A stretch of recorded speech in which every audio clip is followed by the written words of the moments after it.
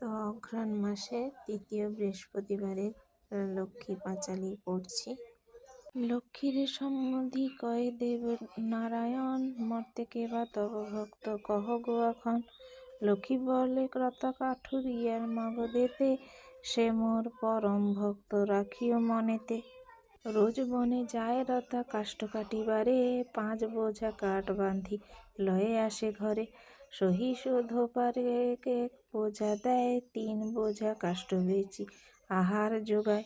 চাল ডাল ক্রয় করি রান্না করে খায়, আবার করিয়া শেষ ধোপা বাড়ি যায়।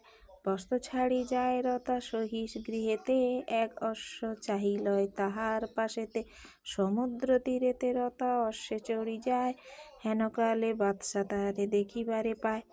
রাজপুত্র বলি তারে বাদশা ভাবে মনে, পরিচয় নিতে তার পাঠালো দেওয়ানে।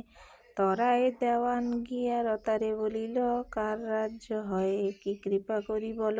উত্তর না দিয়া রতা করিল প্রস্থান, বাদশারে সেই কথা বলিল দেওয়ান। চিন্তা করি বাদশাহ দেওয়ানের কয়, কল্ল তুমি অবশ্যই লবে পরিচয়। নিত্যকার মত রতার বনমধ্যে গেল, 5 বোঝা কাষ্ঠ কাটি যতনে বাঁধিল। হঠাৎ দেখিল রতা বহুমূল্য হার, অরণ্যেতে আছে পড়ে কিবা চমৎকার।